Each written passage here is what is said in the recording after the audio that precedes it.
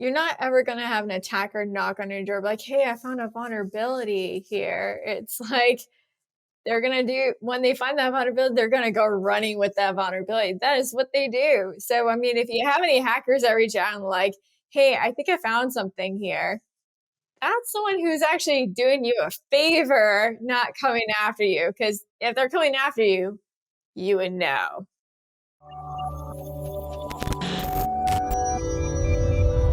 Hello, everyone. Welcome to another episode of the 401 Access Denied podcast. I'm Joe Carson, co-host of today's episode, and I'm the Chief Security Scientist and Advisory CISO at Delinea, and I'm pleased to be joined with the awesome Chloé. So Chloé is my co-host for today's episode. Just give us an introduction about yourself, and you can Sure. tell us a little bit about today's theme. What's the topic for today that we have? All right. Well, hello, everyone. My name is Chloé Messdaghi, and I'm the Chief Impact Officer at Cybery. And before I joined Cybery, I have been into the world of hacker rights. And if you're wondering what's hacker rights? Well, let me tell you, it is talking about how we don't have rights most of the time. And that's what we're going to talk about today. Is like, how do you go about, protecting yourself when there isn't any legislation out there that really protects you fully?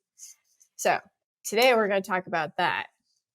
Absolutely, and that's always a challenge. It's always important to know. One of the things I find is for me when I'm doing basically, 'cause it's always important. I always prefer calling myself ethical hacker because just kind of that just gives the difference in my motives. My motives is always about making the world safer. It's about making it safer for people to do the things they enjoy doing in living society and having fun and doing their jobs. So I'm always looking at from doing it in an ethical perspective.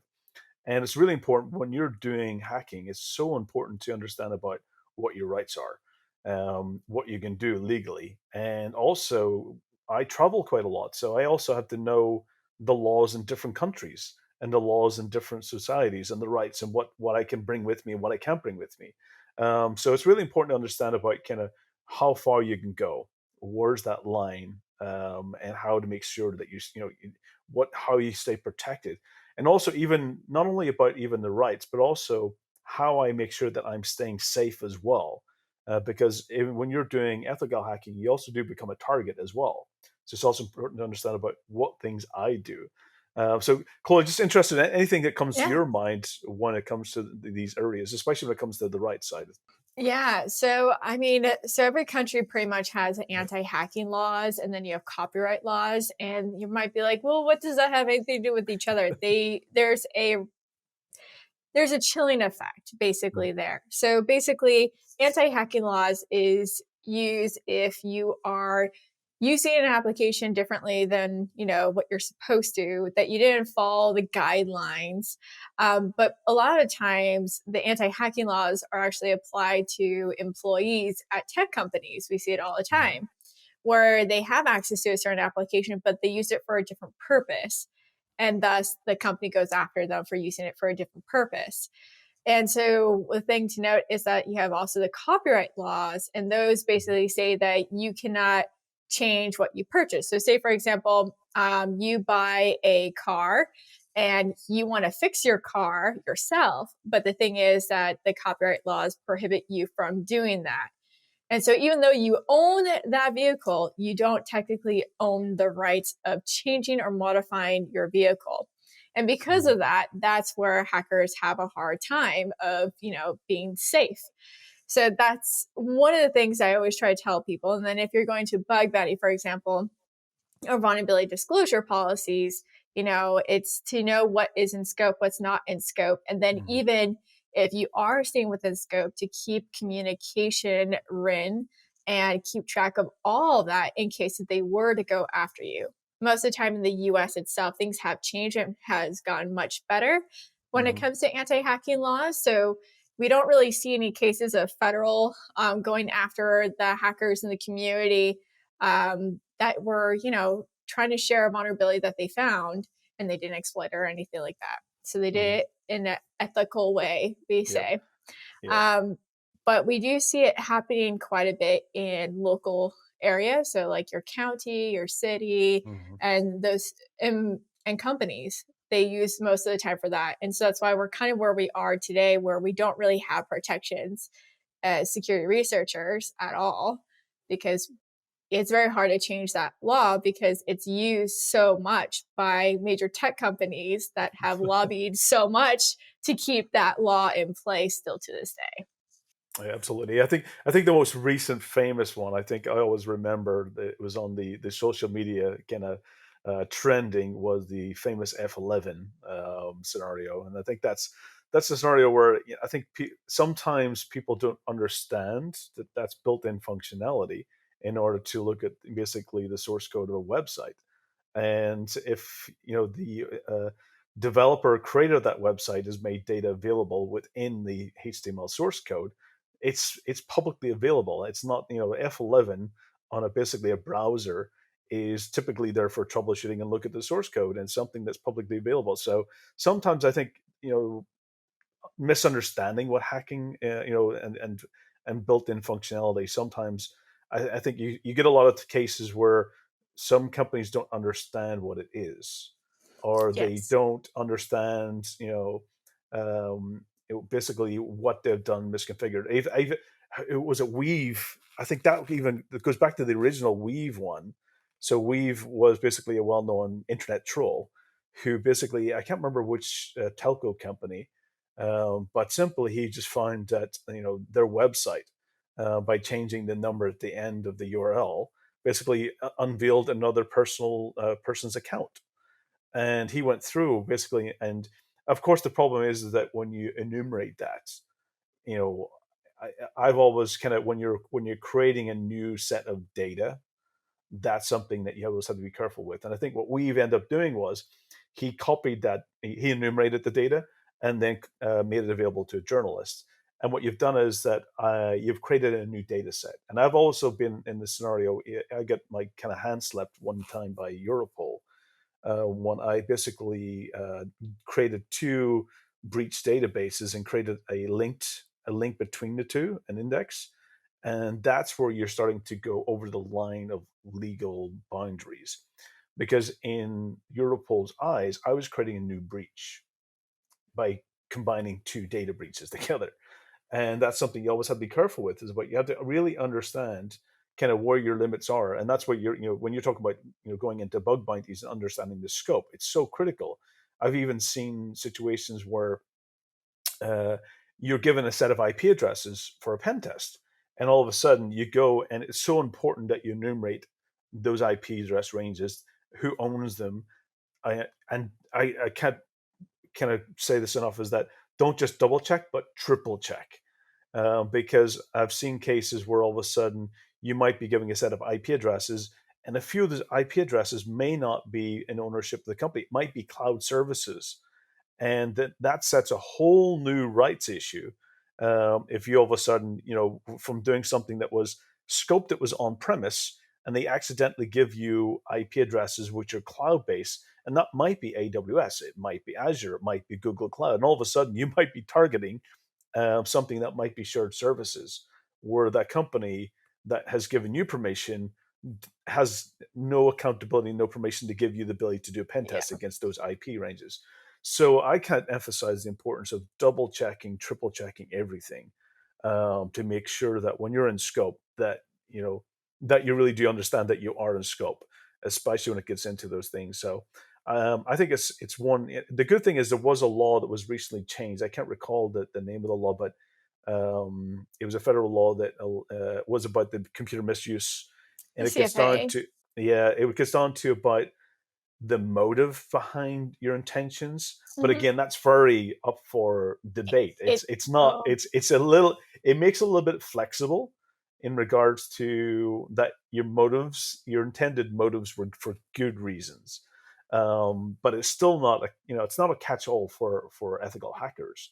So you really always have to make sure that whenever you're going down, if you've given something of a bug bounty or something of a pen test, or red teaming activity, that it's always important to understand, go down to the fine detail, understand at what scope that you have, make sure that you verify that that is the intended targets, and there's no typos. I've seen typos also causing lots of issues. Cloud services, shared services, So it's really important to make sure that you double check and verify that what you're given is correct and accurate. And keep a Don't record. assume. You want to keep a record. Like one the one case I always bring up is the Mm. DJI case. Yep. So basically, researchers that came across DJI, they launched their own bug bounty program, and they state what's in scope, what's out of scope. But they sent an email to confirm, having in written, communication, and in the written communication, it Mhm. shared yes, these are the following things that are in scope. So they submitted a bug, and then when it came to a payout of 30K, one of them walked away from it because the contract itself did not apply any, support and protection for himself. And so Uh, he walked away, not taking the 30K. And what happened was that DJI freaked out. They thought that this was going to become a PR situation. mhm. So internally, they were having communications in the email chain that they were communicating him with. So he was able to see internal communication saying this person is a threat. We need to go after him. And he just kept silent.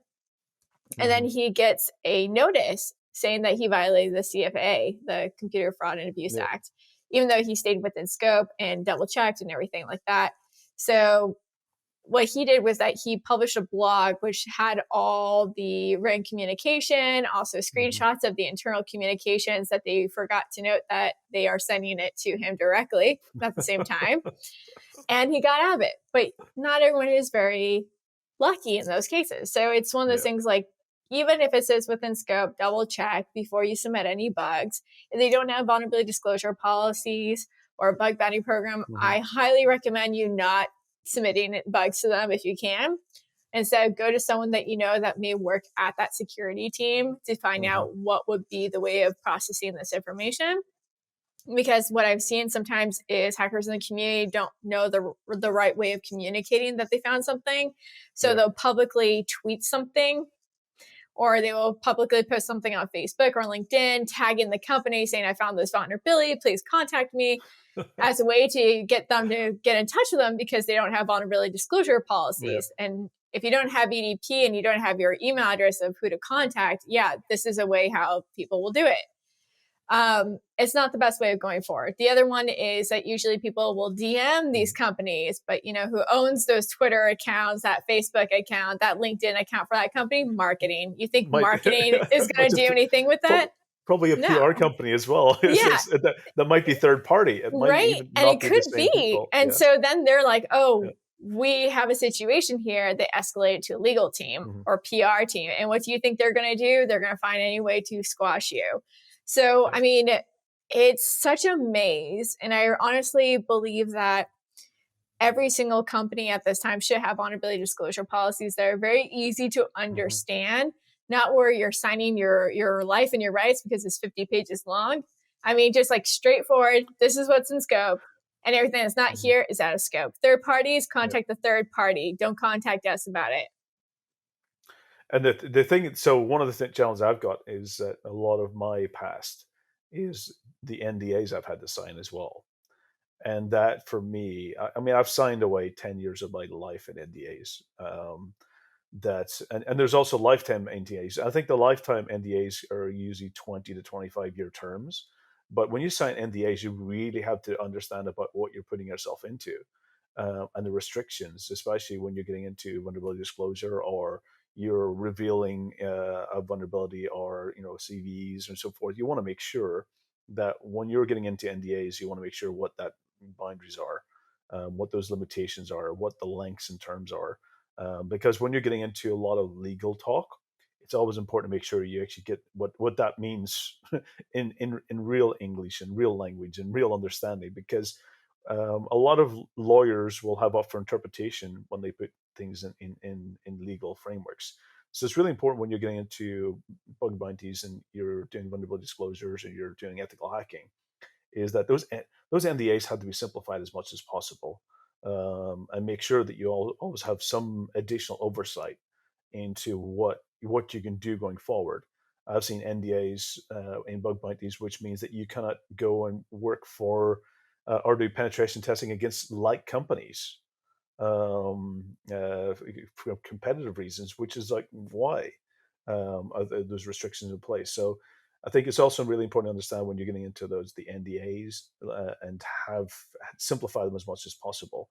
You don't want to get in a situation where I had 10-year NDAs. Um, Yeah. Ideally, they should be for the term until the vulnerability is disclosed, and then the NDA is kind of done.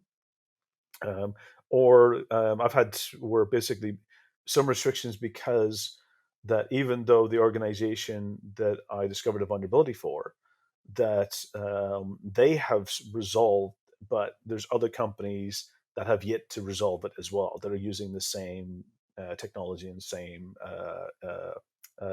hardware. So you get into situations as well that sometimes they do go longer than the contract that you're working with directly, just because there's other major organizations that may have not, fixed the vulnerability themselves. They may take much longer. So it's also really understand the terms as well. I think that I probably wish I knew more when I started off doing this earlier and got better NDAs in place.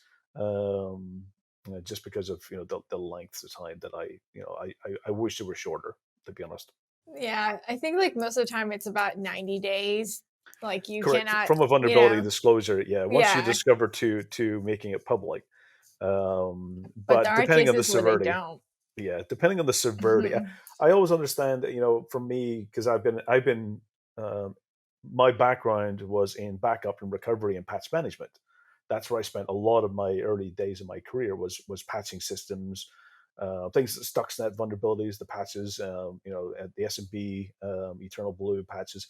All of that was my background in understanding about what the vulnerabilities are and the patch management processes and updating and securing systems, and then the backup and recovery process. So I do understand that not every vulnerability is equal, and that not every I've worked with maritime companies and critical infrastructure to power stations and water supply, and you just can't patch those systems easily.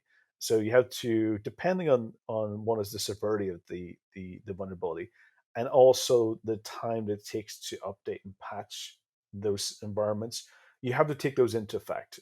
So 90 days is the kind of the ballpark figure. That's what ideally you want to be at, but depending on the environment and infrastructure and the how hard it is to patch those systems, you also do have to take those into effect. So I've seen variations from the 90 days to even several years, just because it's not just a software problem, it's also a hardware problem. And to replace the hardware, somewhat, in a power station can take some time.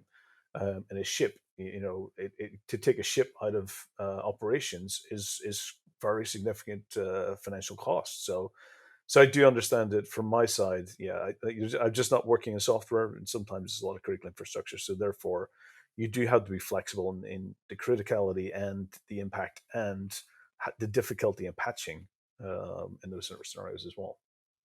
Yeah, exactly.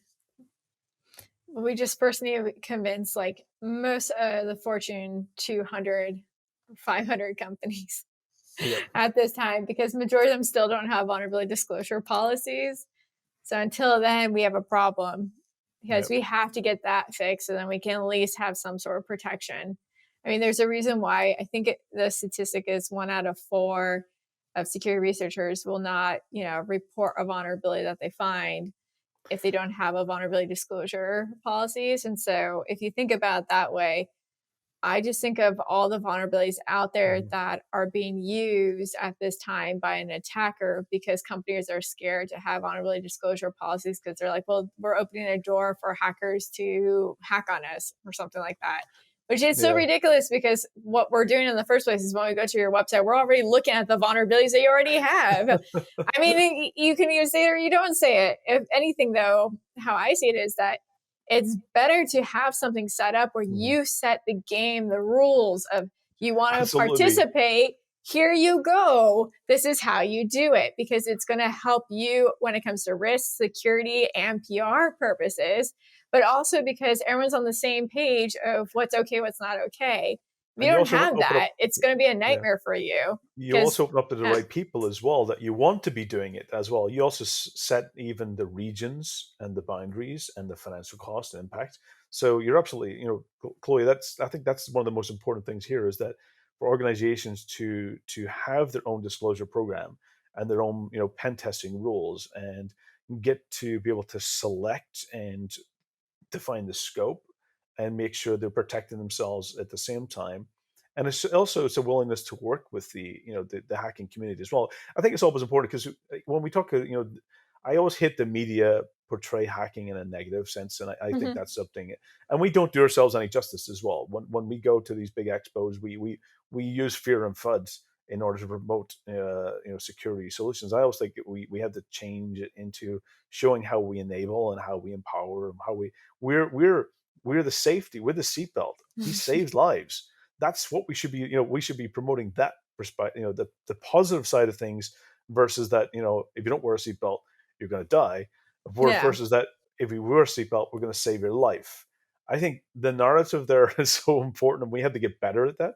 But when it gets into it, I think this really is important to understand that it gives companies opportunity to work with the community Yeah. in a positive way. Most hackers are good hackers. They're using their skills for good. They're here to in a positive way. They want to make a positive impact. At the same time, they want to make money. They have to put food on the table. They have to pay their bills, and they want to live life. So of course, at the end of the day, they want to be paid. I remember, I never forget. It was years ago, maybe about 8 years ago, before all the bug bounties and pen testing became something of kind of something that you would get as a service. I remember I was sitting. It was at a big event, and we had the hackers at one side, and we had law enforcement at the other side. And I always regret. I always remember after we had the discussion, in the speaker room and chatting with law enforcement and so forth, and we had the discussion. I was like, I wish we had big corporations at the same table in this Yeah. panel because that would have been so much fun. I would love to see a panel that has law enforcement, that has hackers, and corporations all around the one panel and having a discussion into how they can work better together. Because ultimately, what I remember when I was on the panel session, and we're talking about when you find something, that how do you disclose it, without all of a sudden turning a target on yourself? And the law enforcement, they were like, well, do it anonymously. Like, what? You spent 6 months researching, pulling things apart, understanding how it works. You find something that has a big impact, and now you don't want to be rewarded for it. All the hackers want to do is get acknowledged for their knowledge and intelligence and their hard work and the effort that they put in. And it's a lot of costs. It's a lot of personal cost that they put into it, and you want to be rewarded for that, whether it's financial or just recognition in the industry. And law enforcement like, oh, but you know, you're kind of like you're in this gray area. The corporations could target you, could come back because you're abusing their user license agreement. You're abusing the way the software is intended to be. You're abusing the acceptable use policy that they put on their website. So it's really important to make sure that the intentions and motives are there, the right motives. Sometimes their methods and techniques of going around it may not comply with the organization that's the target. But it's important to make sure that there's a level playing field. And I wish I could do that panel again today. I would love to come back. Oh, they're Um, it was so much fun, the discussion for the audience in the room being a fly on the wall. I think that was probably, I think, for one of the funnest, for the audience to see the communication and the challenges that you face when you're doing this, and how important it is to make sure that there is the rules in place, and you understand the rules and you adhere to the rules. So you're so absolutely right. The bug bounties and disclosure, and having a front door. I would say having a front door to the hacking community is better than having no door at all, yeah. because it allows you to have at least a discussion and have Yeah. have a way of moving forward together.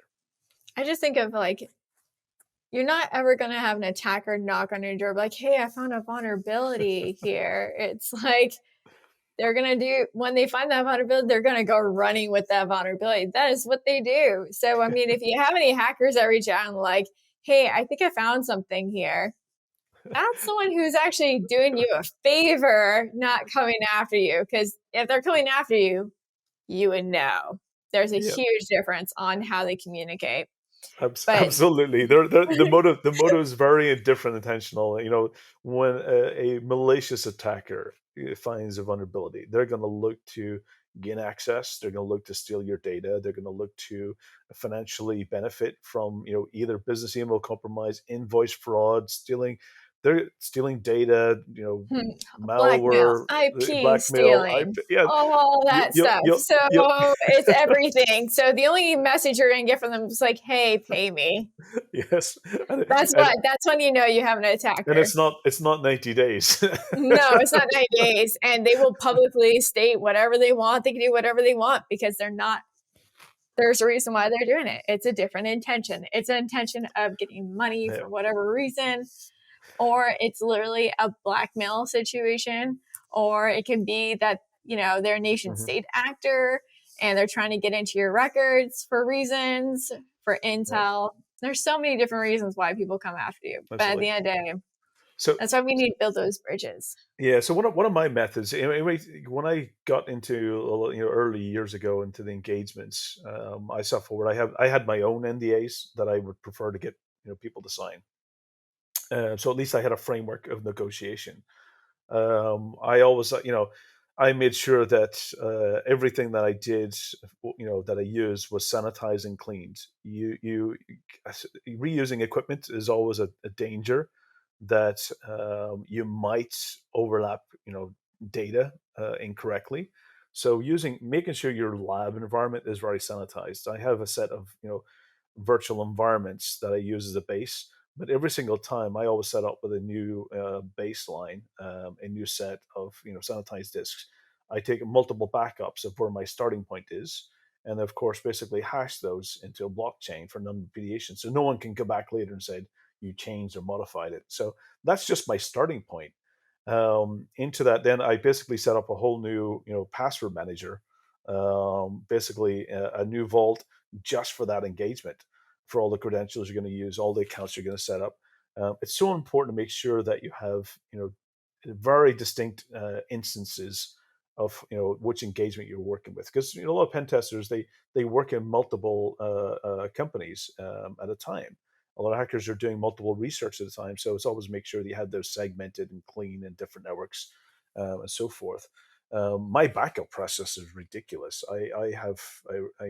I take multiple backups, and I store in different locations just in case of you ever have any physical damage. So my backup process is just ridiculous, just to make sure that if anything does happen, at least I've got myself and everything intact and integrity. The password process that I have to make sure, because when you get into a lot of, it's really important for ethical hackers as well as you're going down, is that what you don't want to do is take your pen test and create a vulnerability by creating a backdoor, persistent backdoor that has a weak credential. You want to make sure that as you're going through this process as well, you're adhering to making sure that you're maintaining at least a high level of security, especially when you're getting access, or and also where you're doing it across. I remember situations where I was doing a penetration test, and I was overseeing the red team, so I was the recon. So a lot of my role, and more my kind of recent times, has been doing reconnaissance.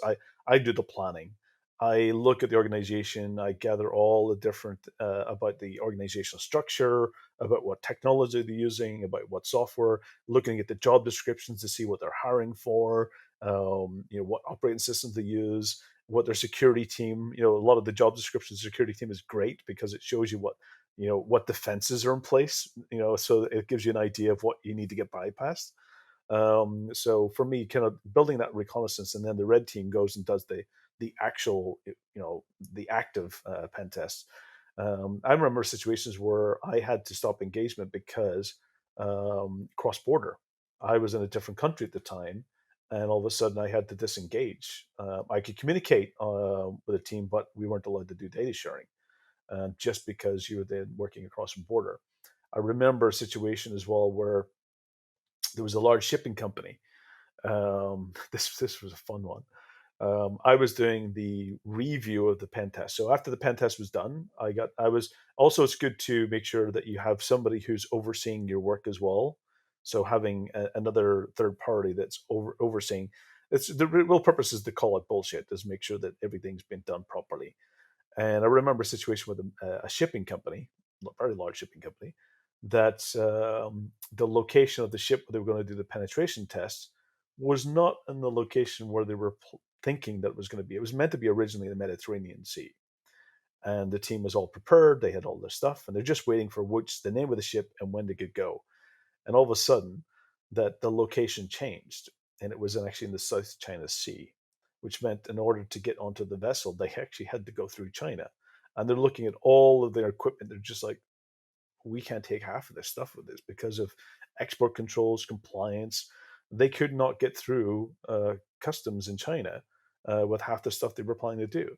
So you also, it's so important to understand the laws, the rules, especially when you're traveling, especially different countries. You might be working with a company that might be headquartered in the U.S., but all of a sudden the scope is in a different region, and you have to understand about the rules there. So it's so important to make sure, and also have somebody who can give you oversight as well. Make sure you've got another person who can help you oversee to make sure that you have a second set of eyes on everything you're doing, to make sure they can call out when something might be, you might be getting into a gray area, because that's the difference between us, and the malicious attackers, is we tried our best to adhere to the law.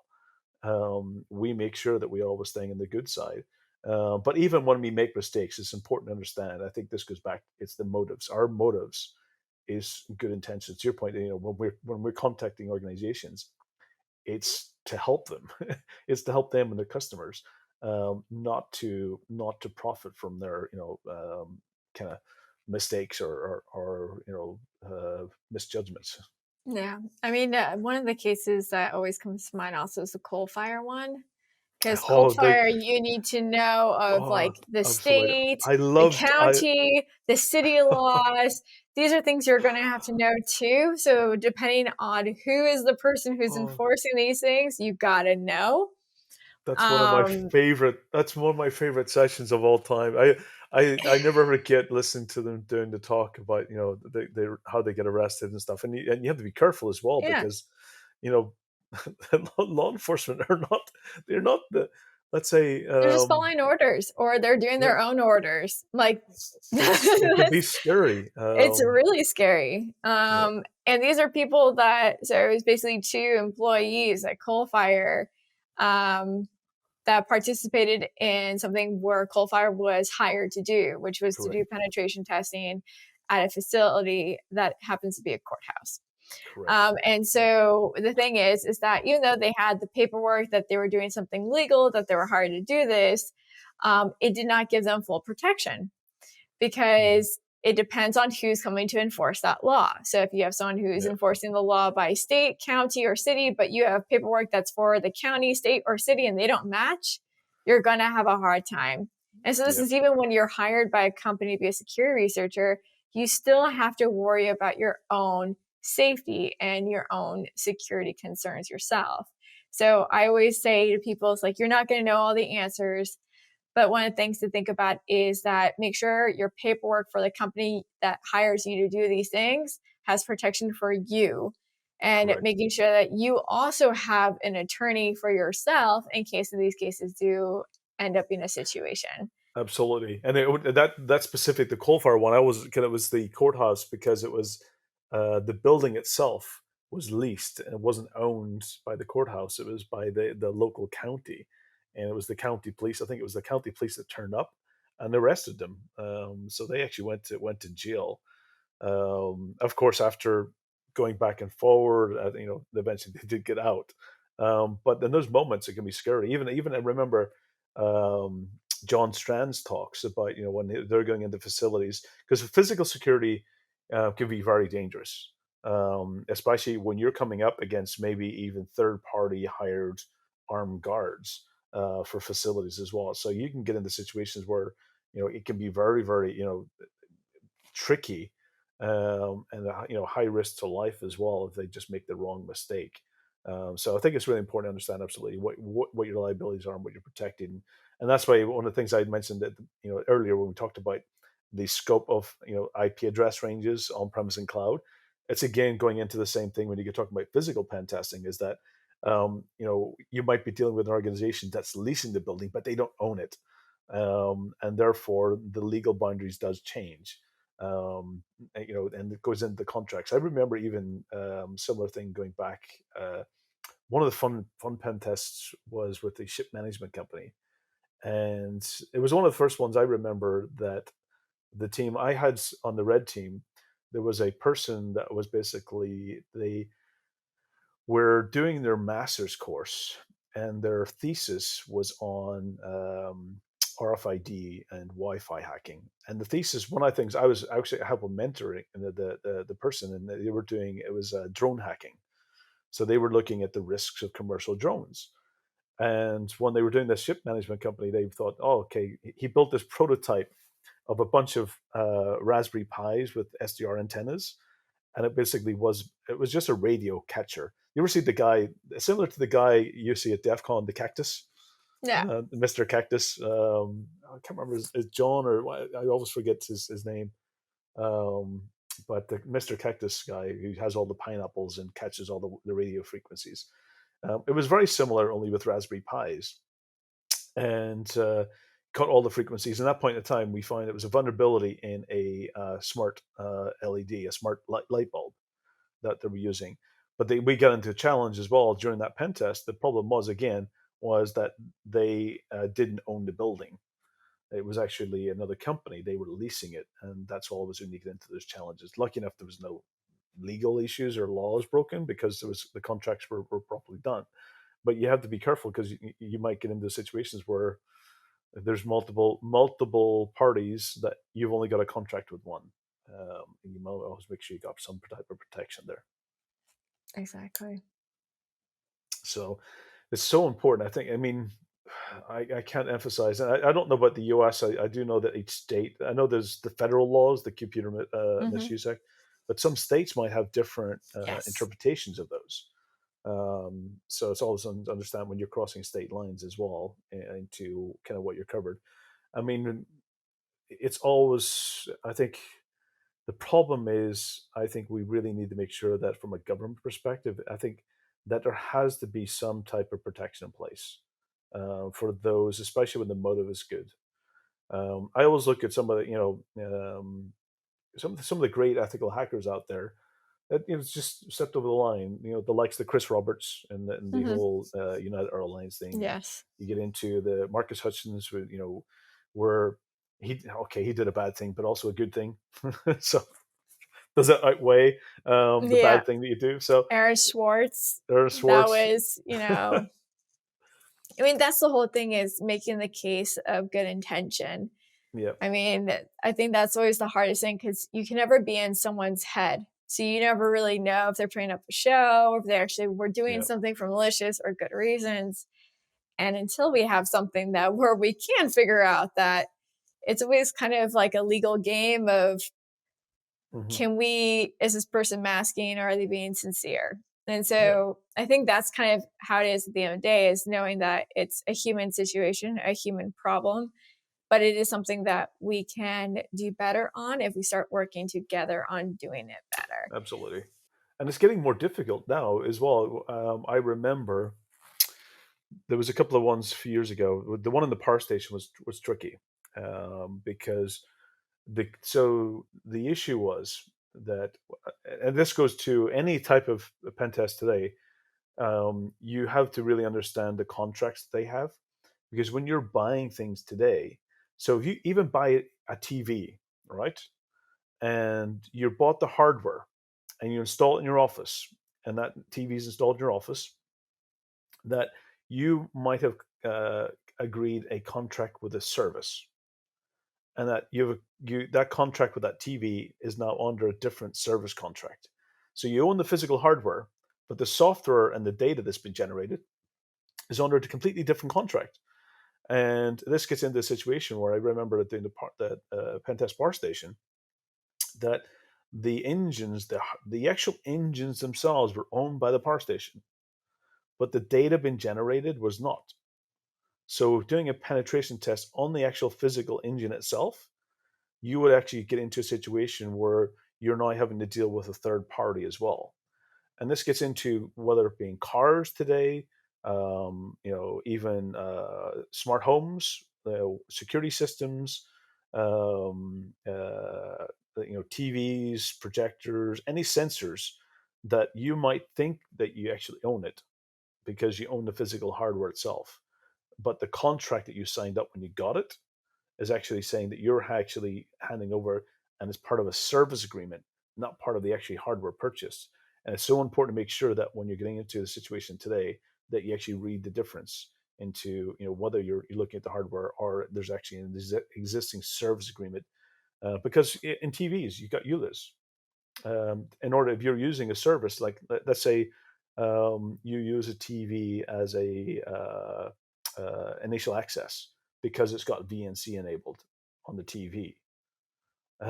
You have to check and make sure what service agreement you've actually in place for that TV. And so it gets so tricky today, especially with hardware versus the service level agreements, especially with manufacturers. So I think that's a tricky area. That is, that's it's a bit challenging, especially that data is going across countries. So yeah, it's always important. That's one thing that I've seen is the contracts are getting much more complicated. That there's no very clear line into who owns what, especially when you get into pen testing. Yeah, that whole terms and conditions. Yes. Like, okay, let's go read that Apple 50-page thing where basically, they own my life or my soul. That's I mean, yeah, that's the reality of it, right? We don't really look at it. We just sign it and move on because we don't have time to read 50 pages. yeah. I And love that's I the love the EULA, reality. the EULA one where they actually had at the end of the EULA that if you actually call this number, you'll get, I think it was like $1,000 or something. I Oh thought that man. was brilliant because no one ever called the number because no one ever read the EULA till right to the end. And Uh, that's where we are in society. It's like, oh, if everyone else is signing it, okay, we're good. But that's the reality is that, none of us are really attorneys doing this episode, yeah. by the way, everyone. So please don't take I'm not. our I'm stuff not. as legal Yeah, advice. yeah. But This is I not legal mean, advice. This is but just to make sure what that you should you know what to do look for. is read these things before you sign. Um, and also make sure you know someone who can be a contract lawyer who can review your stuff for you. I mean, the Absolutely. contracts are written for other attorneys, not for the average person. So just note that they are, it might be good to know someone like that. And then if you're looking into like, well, how do I even go about creating vulnerability disclosure policies for my company? I do Mhm. recommend checking out disclose.io. It is a great place to get those policies that you can, copy and paste, put it for your own, but also you can have your legal team review it ahead of time. So that's a good way to get started. And I mean, honestly, at the end of the day, we have to have bridges in this community. Otherwise, things are going to stay insecure. And Absolutely. why not just use people from all different walks of life to find the vulnerabilities that your security team can't? And that's okay. That's the reality. Diverse eyes Mhm. are going to find something different. That's why Absolutely. we need to have bridges to keep each other safe. Absolutely. Because you could never be an expert in everything. And your organization, you're focused. What your team, security team, is meant to understand is your business and how your business functions. And they're not going to be the security experts in everything. And that's why it's important to surround yourself. That's what I do. Is I surround myself with really intelligent people in certain areas and expertise in things that I don't know, and I go to them and ask for them for help. And that's what the bug bounty community is all about. That's what disclosure programs are all about, is to make sure you get the people with specialized skills in those areas that can help you make sure you do the right thing and secure as best you can. So it's all about working together. And I think that's one of the important things, I think, is that we have to build those bridges. We have to have the community working together, and we have to show that the motive's there. And the organizations need to make sure that they have front doors into and reach out to organizations that have them. Maybe you don't know, you don't want to do it alone, and there's other organizations that you've seen have created these bug bounty programs, and go and see how it works for them. And if you're a hacker and you also want to learn, there's a lot of bug bounty platforms and out there that can give you mentoring and how to do it right. So definitely, look at different, and there's great mentors out there as well. I think Stoke has some amazing videos, which we had in the episode before about doing bug bounty programs in communities and how he got into it. So definitely look for the people who's done it. Get advice from them if you're a hacker. If you're an organization, you want to make sure you have a good front door and play, set the rules yourself. Then look for other organizations that have good kind of was it programs in place. I think that's how we bridge the gaps. That's how we all make the world a safer place is by making sure we have a good way. And I think what's important here, Chloe, as well. It's a fundamental way to communicate and get on the same page. It's all about communication. That's ultimately what the program's there for, is to create a means of communication. And Uh, boundaries. yes, absolutely. So Boundaries. what's okay and what's not okay, and that's definitely that's how we control it, and that's how Yep. we make sure it becomes regulated. And I would definitely love a law to provide some protection. I think EFF is also the a great they're there to provide some protection. So it's always important. I think they're doing a great thing out there. So it's always make sure to give them a shout out. Yeah, exactly. And then, like, for anyone who is on marketing teams or PR teams, if you are being contacted by a friendly hacker, I highly recommend not bring it to legal team and being like, we got to shut this down. Instead, bring it to the security team for them to then follow up to see if this is actually something of a potential vulnerability or not. I mean, Absolutely. that's the only way we're going to learn is making sure that everyone is aware of security and good security practices. And one of those is from marketing to make sure whoever owns your social media to be able to follow through. And same with sales emails. If you get anything from a hacker or security researcher reaching out, be like, hey, I found this vulnerability, Mhm. forward that to the security team. Don't forward it to PR or marketing. Just forward it to security and they'll take care of it. Yeah. If it's going to be a legal issue, they will give it to legal. Trust me, they know this very well of when they need to get legal involved. Absolutely. This is so important. I can't emphasize, make sure that you understand kind of what you're getting into in the legal side. Make sure you have a mentor that can help you understand about what things are okay and what's not. Because even when I started off in my career, I was lucky that I was surrounding myself with people that was doing this and didn't try it alone, and they definitely made sure that I stayed on the right side of.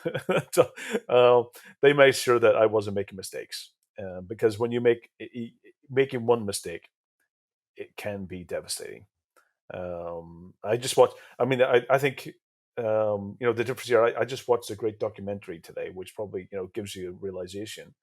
Is to I watched Wingman, which was a documentary of the those who do the wingsuits and they fly through the sky. And it's about three kind of friends, and it was all about that when they make one mistake, and that's it's such an extreme sport that you die, and that's the difference about it's like if you make one mistake, Yeah, you die, and game over. it's game over. So that they have no room for mistakes. In our industry as well, is that if you make one mistake, you could get yourself into a legal situation where you could go to jail. Yeah. And that's the difference, is that, and that could be, whole changing for not just your career, but your life as well. So always make sure that when you go into these situations that um, always make sure that you understand the scope and you triple check it. And You assume you can triple get check caught everything. at all Yes, times. I Always assume assume yes. you can get caught at all Even times. You're not going to even outsmart people. You're going to get caught. Just think that way and you will do good oh, in yeah, the end. I've got some interesting stories from some of my relatives that do the physical side. And it's so when I hear their stories, I'm just like, we usually have a glass of wine and just talking about it. It's really funny, but scary at the same time. When I listen to the Coalfire and John Strand's talks about how close they came, it's scary. I'm glad that I'm not doing the physical security side. I'm glad that that's something that, but always assume you're going to get caught. Always make sure you've got the get out of jail free card, and Yeah. that's your protection and rights. Yep. That's what you fundamentally, and your get out of jail free card is how much you do the preparation homework before you actually start doing the work. So make sure you actually, make sure you do a thorough, detailed check on everything. I will say I even don't just double check, but triple check everything. Yeah. That And will be definitely make sure. kind. Yes, Be kind when you communicate with them. humble. Don't set it up as like you're gonna pay me now. Yeah, You submitted a bug, doesn't mean you're gonna get paid out. You might get kudos, you might get an you might get offer, a but high five. you might get a high five. But don't assume you're gonna get paid by finding a vulnerability. So just be kind, Yeah, be nice, and you'll be okay. The thing is that if you're communicating where it comes off as if you're demanding something or you're too aggressive, that's going to set you up for having a bad situation down the road. So be overly sweet, kind, and you'll be okay. But I always think keep a backup of everything. back up everything. Yeah, absolutely. And I think that's very wise words to end on this, because yeah, absolutely, it's so important to how you communicate is so critical. So, Chloe, it's been awesome. I think for all the hackers out there, or the organizations, and law enforcement, we need to work together more Yes. as a community because we all have the same motives. We all have the same intentions, is to make the world a safer place. So let's make sure that we hackers are able to use their skills for good and make help your organizations, help the world, and have good understanding of hacker rights. We probably need to get a good visibility into we've got a lot of good codes and codes of conduct, but I think we need to communicate this more and make sure I that we mean, help. the last thing you want is all the security researchers in the world to go on strike for rights, Oh my because then goodness. we're going to have a very scary place during that strike. So why not just make it a good, safe place for everyone and just start building those bridges and building those bridges even stronger so they Absolutely. last for a lifetime. Chloe, it's been awesome talking with you on this topic. Likewise. And Thanks. I really enjoy it. It brings back a lot of memories over the different things. Some things I can talk about, and some things are still like, the NDA stuff. You have to always be careful. Um, but it's been awesome. And I think that the audience is going to get a lot of value from this session today in the podcast episode. So thank you again. It's been a pleasure. And for the world out there, this is another episode of the 401 Access Denied podcast with both your co hosts today, Chloe and Joe. It's been awesome. Stay safe. Hack legally, have fun, work together, build bridges, all important messages, and tune in every 2 weeks for the 401 Access Tonight podcast. Subscribe wherever we have the subscription button to make sure you get all the latest episodes and stay up to date. Take care, stay safe, and again, thank you.